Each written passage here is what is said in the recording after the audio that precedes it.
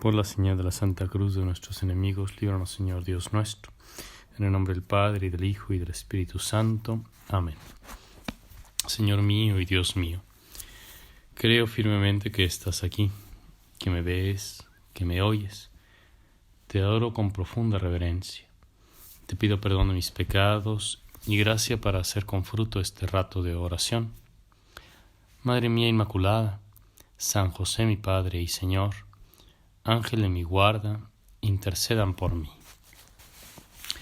Se celebra hoy en la Iglesia obligatoriamente la memoria de Santa Inés, virgen y mártir, que según el martirologio, a principios del siglo IV, durante la persecución de Diocleciano, cuando contaba tan solo 12 años de edad, sufrió el martirio, defendiendo su fe y su pureza. El Papa San Dámaso y otros obispos de la época, padres de la Iglesia, atestiguan sus virtudes y su santidad. Y es de las pocas mujeres que se mencionan en el canon romano. Es sin duda una de las mártires más veneradas desde la antigüedad. Santa Inés. Y por una coincidencia bonita, en esta ocasión celebramos a Santa Inés en el marco del octavario por la unidad de los cristianos. Una semana de oración especial que comenzó a principios del siglo XX y que luego ha sido respaldada por los papas y ahora está mandada que se haga para toda la Iglesia universal. Y digo que es una bonita coincidencia porque además de esta recurrencia de la memoria de Santa Inés, desde antiguo, justamente en este día de Santa Inés, se bendicen las lanas, las ovejas, la lana de las ovejas con las cuales se fabricarán o se harán los palios arzobispales. Esos palios son como una especie de bufanda cerrada, hecha de lana, que los arzobispos se colocan sobre los hombros, como si estuvieran cargando a la oveja. Y es un signo de la unidad con el Papa. Y digo que es bonita coincidencia porque se nos habla hoy en el Evangelio de cómo Jesús llamó a los 12 para que estuvieran con él y digamos que los constituyó apóstoles. Formaron un grupo unido: Pedro, Santiago, Juan, Felipe, Andrés, Bartolomé, los 12 apóstoles, vaya. Y les encargó el ministerio de la predicación y de la unidad. Justamente si la Iglesia es una, que lo es por voluntad de Cristo y por la acción del Espíritu Santo, luego visiblemente, físicamente, la Iglesia es una por los lazos de comunión entre todos los obispos que están en el mundo, repartidos por el mundo, y el obispo de Roma, el Papa, el Romano Pontífice. Esos vínculos afectivos y jurídicos, o sea, vínculos efectivos, son los que le dan a la Iglesia su peculiar fisonomía. No existe un cristiano católico aislado, no somos un meteorito, formamos parte de una gran comunidad, que eso es lo que significa la palabra iglesia, asamblea, reunión. Y nuestros vínculos con esta gran familia comienzan con el bautismo. Y por nuestro bautismo somos incorporados a la familia de los hijos de Dios. Y luego, físicamente, materialmente, jurídicamente, tenemos un vínculo específico con una diócesis.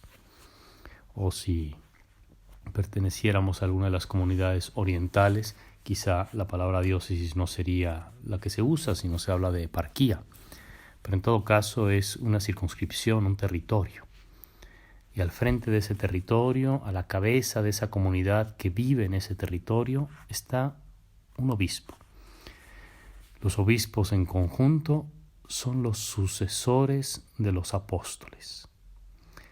Pertenecemos a una iglesia que tiene un linaje hermoso, noble, que desde antiguo puede mostrar sus orígenes, sus lazos con el colegio, con el grupo de los 12 apóstoles.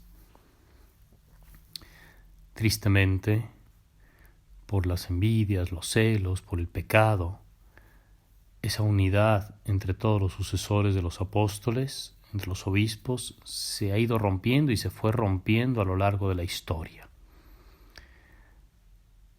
El momento históricamente más reciente y que más daño ha hecho y que hiere la unidad de la Iglesia es la Reforma protestante, esa división de los luteranos, calvinistas, de Zwinglio, de los anglicanos.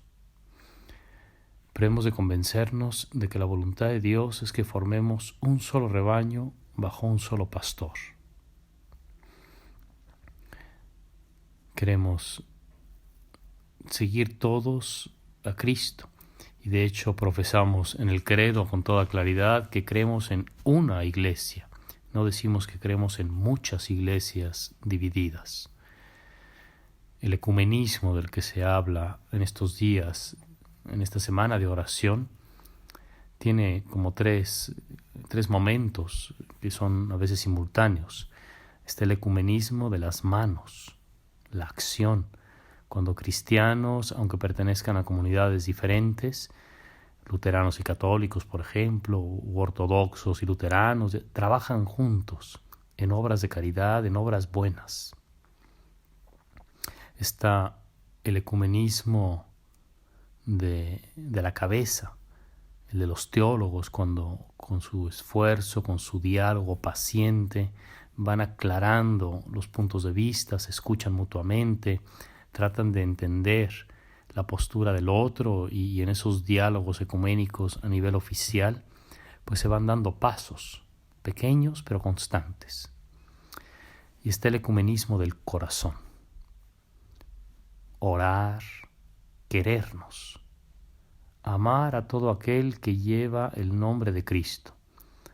¿No decía San Pablo que lo mismo le daba que sus enemigos predicaran a Cristo con tal de que Cristo fuese predicado?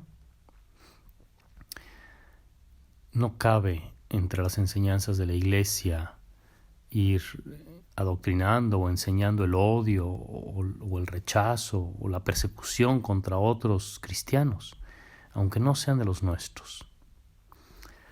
Recuerdo en una biografía de Lutero que decía una cosa que nos sorprende cuando enseñaba que si estabas en una sala, en una reunión y alguien hablaba cosas que eran herejías y tú eras teólogo, pues debías ponerte a discutir con él y tratar de convencerlo y mostrarle sus errores. Pero que si no eres teólogo, si no eres simplemente una persona de a pie, lo que mejor podrías hacer es sacar la espada y agarrar a espadazos a aquel que había osado decir cosas contrarias a la doctrina. No es así como se hace el ecumenismo. La enseñanza también de los mártires nos muestra que el camino de Cristo, aunque no siempre los cristianos lo hayamos seguido, es el camino de la mansedumbre. Preferimos sufrir una injusticia antes que cometerla. No quiere decir que estemos de acuerdo con todo lo que se enseña mal o con las ideas que están mal dichas, con las corrupciones o desviaciones del Evangelio, pero de lo que estamos convencidos es que nuestro Señor en ningún momento nos mandó lastimar físicamente, herir, perseguir con la espada a los que opinan de manera diferente. El ejemplo de Santa Inés, una chica, prácticamente una niña, que defendió su fe y su pureza, pero no con las armas, sino con la oración y con la firmeza de su voluntad, de su decisión interior de no transigir, de no hacer lo que le pedían, que era algo innombrable, ¿no? Algo desagradable, disgustoso, en fin, que corrompía la integridad de su cuerpo y de su corazón. Así hemos de obrar los cristianos. Podemos no estar de acuerdo, pero con serenidad. Podemos manifestar nuestros puntos de vista contrarios a los de quienes nos rodean, pero con mansedumbre. Y hemos de aprender a soportar que el cristianismo no sea siempre aplaudido, que se hable mal de nosotros, que haya quien se burle y nos denoste, pero es preferible guardar silencio y mantener la concordia, el amor interior, ¿no? y exterior antes que cometer una injusticia. Las páginas del Evangelio nos muestran el amor de Jesús, que llamó a estos 12 para que estuvieran con él y cuánto hubiera querido que todos le fueran fieles. Pero como bien dice el Evangelio, entre el grupo de los que llamó estaba Judas Iscariote, que fue el traidor. También nuestro Señor, pues, tuvo que sufrir esta división entre el grupo de sus amigos. Es quizá un signo pues del Evangelio, del cristianismo, el tener que sufrir a veces estas traiciones.